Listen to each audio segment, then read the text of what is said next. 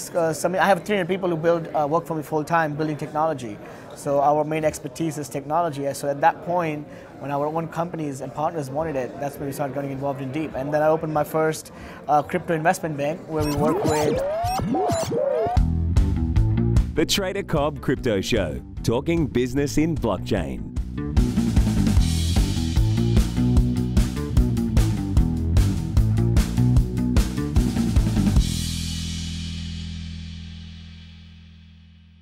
Ladies and gentlemen, welcome to the Trader Cobb Crypto Show. Another great guest from the CC4. I've got Dr. Evan Luthra. Thank you so much for your time, my man. Nice to be here. Listen, I've managed to find you randomly, okay, on Instagram. Now, I've seen you at other events. You've got a very prominent face, and a jacket like this, it's hard to go past without noticing, to be fair. You're a young man in a very dynamic space. What got you into this space? That's my first question. So Bitcoin is about 35% of what I do today. I got my first Bitcoin in 2012. I was living in San Francisco at that time. Yeah, right. But I never really got into in depth. I did not start any business around it or did not buy too much of it. And then I actually sold some when they crashed later on after that. And I still left the market. But I got back really involved in early 2016 with my own companies that I invested in incubating. Started reaching out to me and said, hey, can you help me with blockchain? Can you help me with smart contracts? Because I have 300 people who work for me full time building technology. So our main expertise is technology. So at that point, when our own companies and partners wanted it, that's when we started getting involved in deep. And then I opened my first crypto investment bank where we work with founders and raise capital via the crypto markets, and we come in and do that for them, work with them. It's been doing very successful, raised over 100 million plus for different projects, delivered a 10x return to our investors for the first one already, and did a very successful German STO, doing some interesting projects, doing the world's first STO IEO. STO IEO? Yeah. The first hybrid? Yeah, yes, the first security token on an exchange offering. A Frankenstein token? I don't know if that's the best way to define it, but yes. Definitely a good token, a great token. Well, mate, for such a young man, you've obviously achieved a huge amount of stuff. What drives you? I mean, you've got so much stuff going on. Why are you here? What pushes you to go further, to go beyond? I love my life. You know, I enjoy what I do every day. I live like it's my last, but you work like you're going to live forever, right? Yeah. So leave a legacy behind. And I mean, I got into early in the technology space. I started when I was 12, actually. So I've been about 12 years in technology. And I built my first app when I was 13. I was the first 100 guys to make apps for the iPhone. And ever since that, I built about 30 apps for my first company when I was 17, started investing. But it's always been doing what I like and what I enjoy. I mean, working in the blockchain cryptocurrency space, you have the ability to make an impact on a lot of people. You can impact billions of people. Yeah. I come from India, and over 500 million people are unbanked. I mean, that's all the size of Europe. You're talking about that's a market that's open, that's nobody ever touched. And about 600 million of them used the internet for the first time in 2017. Wow. 600 million people. It's 2017, the first time I used it. First time. Like a light switched on for them. Like, yeah, exactly. Wow. So now, and most of these people don't have that much money. And they don't have a TV. They don't have time to go to the bar and have drinks or go to the nightclub and spend $10,000. That's what they make in a year sometimes. Yeah. So the idea is but they have a phone and they have data. So they spend all their life on the phone. So I think technology is a huge way, and blockchain through that is a huge way to make an impact on people's lives. And if money is a byproduct of creating value. So the more value you create for others, the more money you make. And I mean, where I sit right now, I have the potential and the opportunity and the ability to make this change and create this value. I mean, my work model is that I have my incubator where we work with non-tech entrepreneurs with great ideas. For the right entrepreneur and the idea, we invest in them and back them, and we build a company with them. But I'm not working with one company myself. There's all these founders, and I'm enabling multiple founders to work. You know, we invest in a lot of different companies and we actually build them. So I play a role where I can see where I can add value. This gives me the opportunity to travel. I'm not having to be responsible to show up in office every day.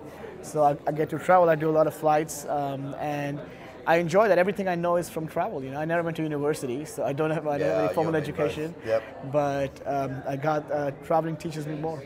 I really couldn't agree more. And I mean, the impact that it's having already on the space. We talk about the unbanked. Okay, it's Look, it's thrown around so much. It's thrown around so easily. I mean, I was looking at projects to invest in myself many years before I got into this space in the Philippines for coconut water. Yeah. And how in the Philippines right now, what happens generally is that the coconut people go and get the coconuts down. They get given their cash. They blow half their cash on drinking and smoking in the first week. Then whatever's left goes back to their family.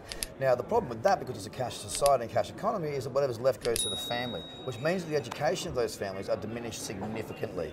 Put the blockchain in there where everyone's accountable because they are unbanked. It's not even a bank account where, you know, Mrs. whatever her name is can see what's coming and she just automatically thinks this.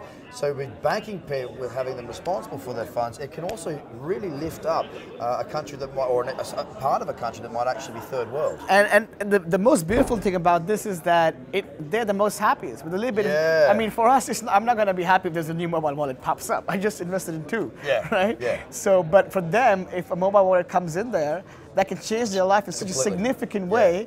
They're going to thank you for life. Yeah. They're like, you changed my life. It creates such a big ripple effect in the economy. Absolutely. So you're a prominent investor in the space. You are on the panel just shortly, listening. I see. Is it a bunch of different pitches you're going to be hearing, or is it more you're talking about what you're looking for? No. So it's a different pitches we hear, and there's I think there's 5 people in the jury, and everybody rates and the company that wins gets an investment from me. Cash investment, £50,000. That's the model. But I've done this in 12, 15 conferences now. I think I saw you in Dubai doing the same thing last year in October. Yes. I'm going to be at this conference again in 2 weeks. You'll be there too. Okay. Yes. So look, what are you looking for when you're investing? And obviously, everyone, the classic answer is people. Now I know that's a big part of it. But I mean, are these projects getting the revenue? Because so many things in this space are not, like their revenue model is almost non-existent, or it's so far down the track that it's almost like, you know, you're sort of kicking a ball down the aisle, hoping eventually it gets in the goal, right? I mean, how far ahead, or how far?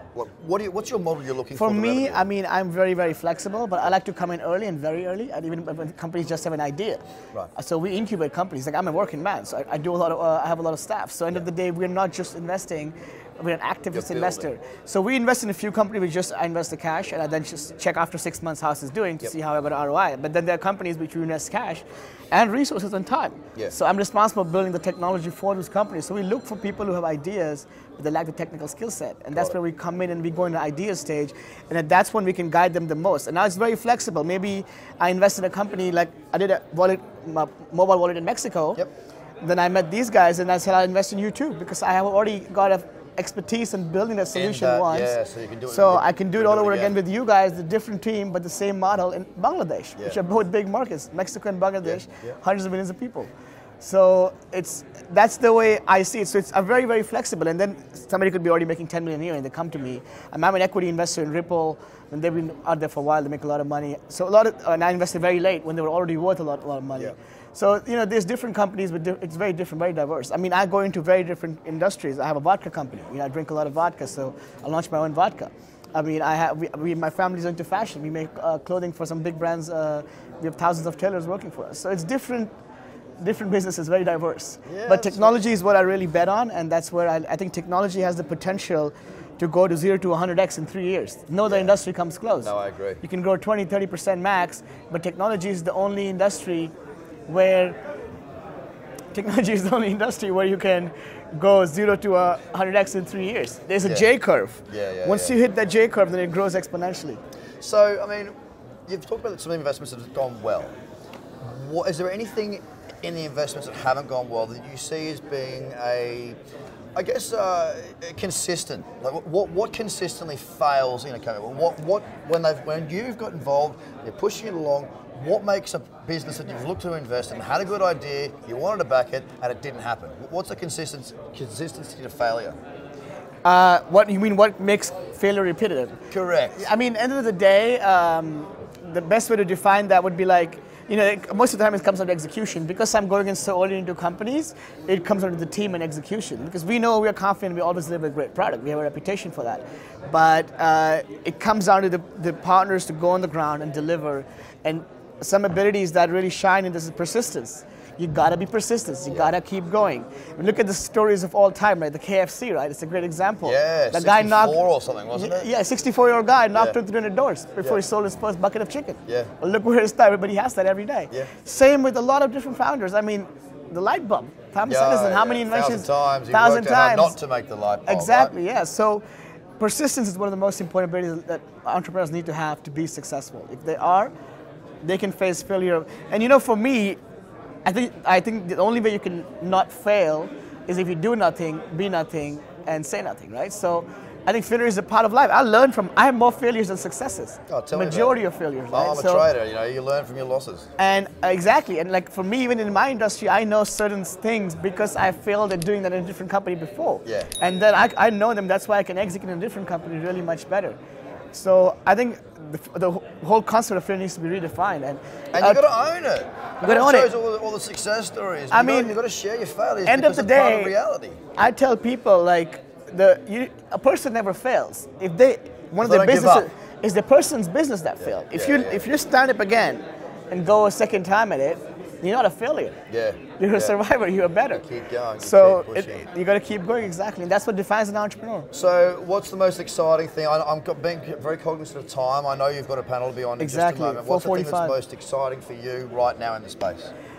In the blockchain space, I'm talking about. In the blockchain space. Most exciting for me, the whole exciting thing about blockchain is that it's finally a way to give power back to the people. Yes, You can distribute governance, you can distribute management, you can decentralize how processes flow, right? I mean, for me, I've invested in companies which are non-blockchain that still give the idea of decentralization, like Hashgraph. I mean, I just mentioned, so I was one of the seed investors in Hashgraph, and they do the same idea, but they're not blockchain, right? Yeah. So for me, now people have a say, and they can finally have a way of a better lifestyle, right?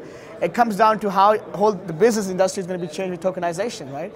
So I mean, let's say he asks us and say, what's the best car to buy? Right now, both of us probably say buy a Ferrari, buy a Rolls Royce, right?